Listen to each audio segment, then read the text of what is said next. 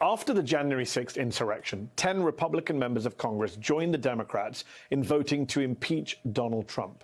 2 years later, 4 of those Republicans have announced their retirements. One lost his primary to a pro-Trump candidate last month, and the remaining 5 all face an uphill climb to re-election, including Peter Meijer of Michigan, who is going head-to-head in a primary battle next week against former Trump administration official John Gibbs, whose biggest claim to fame was tweeting repeatedly a false conspiracy theory that Hillary Clinton's campaign chairman took part in satanic rituals involving bodily fluids. Gibbs has Trump's endorsement, but very little name recognition and little money. In fact, he hasn't run any TV ads yet, but a new ad by an outside group is getting Gibbs noticed right now. John Gibbs is too conservative for West Michigan. Handpicked by Trump to run for Congress, Gibbs called Trump the greatest president and worked in Trump's administration with Ben Carson. Gibbs has promised to push that same conservative agenda in Congress. A hard line against immigrants at the border, and so-called patriotic education in our schools. That's a weird ad. It sounds like an attack ad, but not for a Republican primary in 2022. Who would spend money to call out a fringe candidate by name and tell conservative voters that he's super conservative? DCCC is responsible for the content of this advertising. That is right. The Democratic Congressional Campaign Committee, or DCCC, funded that ad. Why are Democrats paying to raise the profile of a fringe candidate in a GOP primary? Because, according to Politico, Democratic strategists believe if they can boost Myers' pro-Trump challenger to victory next week, they will have an easier time this fall trying to flip his seat. It's not just a lark. This seems to be a full-fledged Democratic Party strategy going into November. In Pennsylvania, Democrats helped boost Doug Mastriano, a pro-MAGA election denier, in the GOP primary for governor, hoping his right-wing radicalism will turn off voters in the general election. But recent polls show Mastriano has a good shot at winning right now. In Maryland, Republicans nominated Dan Cox for governor, a Trump-endorsed state lawmaker who was almost expelled by his peers over a now-deleted tweet he posted on January the 6th during the riot, saying, quote, "Pence is a traitor." Cox, too, was boosted by political ads bought and produced by Democrats. 100% pro-life. He's fighting to end abortion in Maryland. And Cox will protect the Second Amendment at all costs, refusing to support any federal restrictions on guns. So, did that strike Republican primary voters in Maryland as an attack ad? I doubt it. On the one hand, all of this seems to be unfolding according to old, time-tested rules of American party politics. You want the other guys to put their worst candidate forward. But worst and unelectable are no longer the same thing. How do we know? Because that's how we got Trump. Remember back in June of 2015 when Donald Trump rode down a gold escalator and announced his candidacy? It was a train wreck, but not to the Clinton campaign. To them, it was an opportunity. 2 months before Trump's announcement in April 2015, Clinton staffers sent the DNC a memo laying out their plan, a memo subsequently published in the WikiLeaks trove of Clinton campaign emails. Quote, "We don't want to marginalize the more extreme candidates, but make them more Pied Piper candidates who actually represent the mainstream of the Republican Party." It went on to name these Pied Piper candidates: Ted Cruz, Ben Carson, and of course, Donald Trump. The memo added, quote, "We need to be elevating the Pied Piper candidates so that they are leaders of the pack and tell the press to take them seriously." We all know how that turned out. Now it's 2022 and Democrats seem to be rerunning the 2015 playbook. They keep telling us that the Republican Party poses an existential threat to democracy, and they're not wrong. But if that is the case, if they believe that, why are they still pumping money into promoting the MAGA movement? Why are they fueling the fire? Why are they elevating mini-Trumps across the country? Joining me now are Julian Castro, former Secretary of Housing and Urban Development under Barack Obama, now an MSNBC political analyst, and Tara Setmeyer, former GOP Communications Director and now a Senior Advisor to the Lincoln Project. Thank you both for joining me on the show. Julian, you just saw these ads we aired, these ads that Democrats are buying if I was an arch conservative voter in a Republican primary, I'd be overjoyed to see an ad like that and say, hey, there's a candidate for me. Now, Democrats are saying, well, we're just trying to define our opponents early in these races. Do you buy that, or is this a kind of dangerous strategy? There's no doubt that this is part of a strategy that the DCCC has to try and get what they see as the most unelectable Republican nominated in these different races. This is high risk, high reward, Mehdi, just purely in political terms, because you could have some wins because indeed the plan plays out. You're dealing with somebody that is basically unelectable because they're so extreme. On the other hand, as you and others have pointed out, be careful what you wish for, because you could get somebody who seems to be unelectable as a nominee, but given the fact that our politics these days are so polarized and there really aren't as many swing voters as there used to be in American politics, that candidate could end up winning. And then how do you explain to especially the most vulnerable communities, the most targeted communities out there that are going to bear the brunt of somebody who's governing from in such an extreme way? How do you explain that you pumped hundreds of thousands of dollars basically trying to boost that candidate? So this is not the kind of strategy that I think you use liberally out there. I think this is sort of a last resort strategy that should be used very, very carefully, if at all. Yes. I mean, in an age of Donald Trump as former president and Marjorie Taylor Greene as current member of Congress, is anyone unelectable? Tara, this strategy, though, didn't come from nowhere. In fact, Mitch McConnell last spring said the flood of MAGA candidates in GOP primaries could ruin a good thing for the party. Have a listen. How could you screw this up? It's actually possible.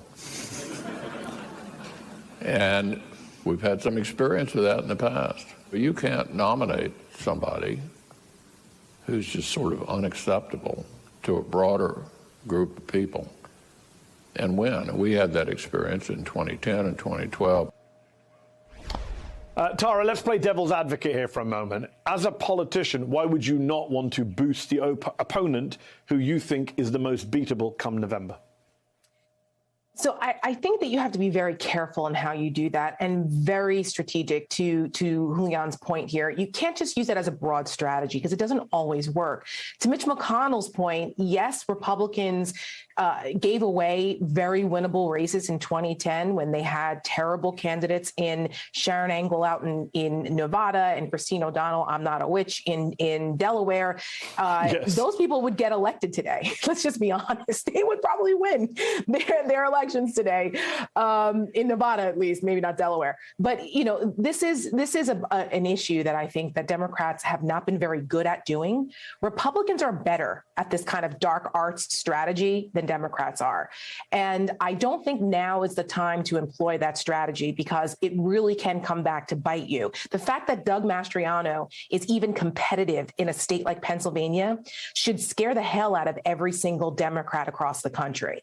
The fact that any of these people, now that they've won, even in Maryland, when you see that insurrectionists, people who were involved in January 6th, financed it, promoted it, continue to praise it, still think the election was stolen. These are out there, illiberal, undemocratic values that they're competitive in any of these states tells you that employing a strategy like this is extremely dangerous unless you have another, what they actually should be doing. And let me just say this really quickly. What they should be doing is instead of elevating some of these lesser known candidates with no money, like this guy Gibbs in Michigan, you never give your opponent that level of name ID when they don't have it. That's why the incumbents oftentimes don't debate lower level candidates that aren't polling well or have no money because they don't want to elevate them. So this is, I don't understand the strategy there with that, number one. And number two, it's difficult to convince your voters that democracy is on the line, that election deniers are un-American, and then you're funding people. It's too cute by half. And I think that's too complicated for voters to figure out. Keep it simple, keep it straightforward. This is who this person is, define them clearly, and let the voter think for themselves on this one. Show the contrast. Julian, Tara makes a point about being too cute by half. Peter Meyer himself has been very critical of Democrats for pushing this. Obviously, he makes the point that you can't believe they're an existential threat, these kind of MAGA election deniers, and also fund ads about them. Is the problem, though, Julian, a bigger one, which is that a lot of people in your party, at the top of your party, a lot of the people in the establishment of your party, they don't believe the Republicans are an existential threat to democracy. They don't quite get how extreme the Republicans have become. I'm thinking of some of the kind of kumbaya bipartisan types in the Senate. Well, I think you're right that there are some in the party that don't get that haven't shown that sense of urgency that a lot of people believe needs to be shown. You mentioned Peter Meijer, right? I mean, here's a guy that I think, as pro-Trump Republicans see him, as one of the less pro-Trump folks because of the way that he's voted in the past and his position toward Trump after January 6th.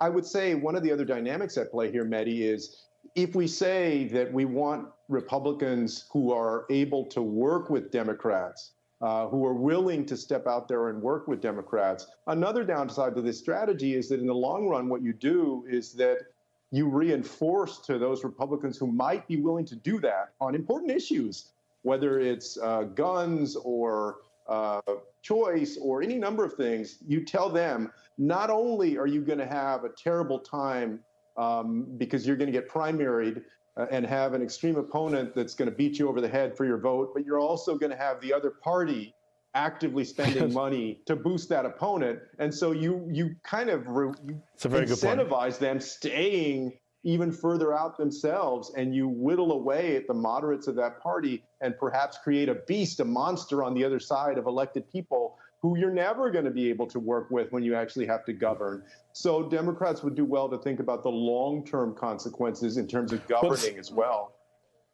I guess the issue is whether it's a winnable seat or not. In Wyoming, for example, where the Democrats have no chance, Liz Cheney is actually benefiting from her impeachment vote and her role in the Jan 6 committee by getting a lot of Democrat liberal money in her campaign. But obviously, Peter Meijer doesn't get the benefits that Liz Cheney does. Tara, well, let's just talk about extreme Republicans. Let's talk about a guy who was once considered a moderate, once an anti-Trumper like yourself, J.D. Vance, now the pro-Trump MAGA Senate candidate in Ohio.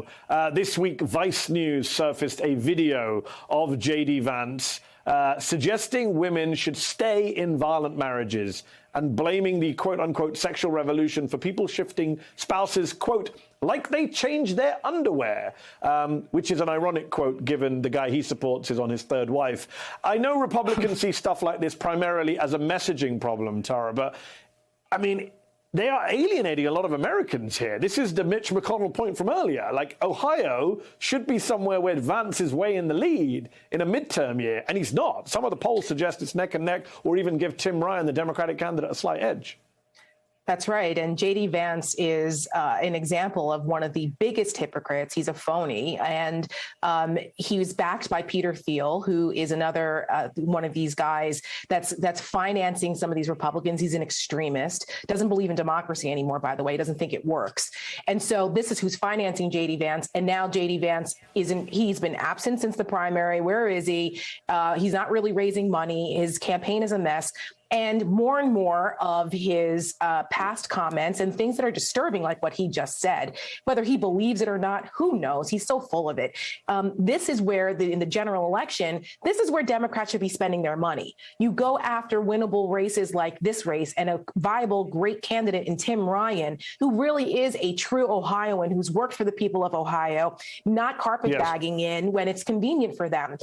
So that's where they should be spending their money. And other places, like if you want to be strategic, an example, like out in Utah, where Democrats and my friend Evan McMullin, who's running as an independent, Democrats decided not to run a candidate and support him. Yes. And he's got a shot against Mike Lee, unseating Mike Lee. That's the kind of strategy where you have to pick and choose where it's a viable win. Same thing with districts. So leave the dark arts to the people who know what they're doing, like, super PACs and things like that. I mean, we at the Lincoln Project are very good at this kind of stuff. You have to let us do that and let the party take the high road. Are you suggesting the DCCC doesn't know what it's doing How dare you, Tara? Julian, last question to you. It's tough love. Julian, it's tough love for my Democratic friends.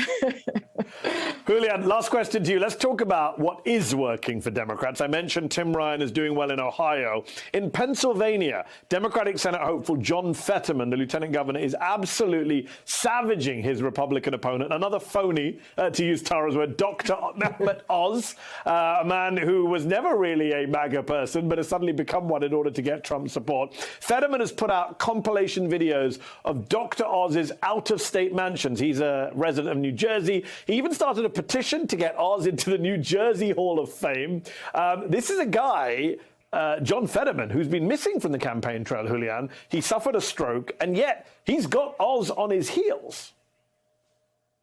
Yeah, I mean, he is running one of the most, I think, creative and effective campaigns out there in 2022 by going after an identified basic weakness of his opponent, Dr. Oz, and just hammering away. But Mehdi, this is the important part, not doing it in some boring way that people are already tired of and used to. Doing it in this creative way that's fun, but that connects him in voters' minds to not being from that state, to being from New Jersey instead of Pennsylvania.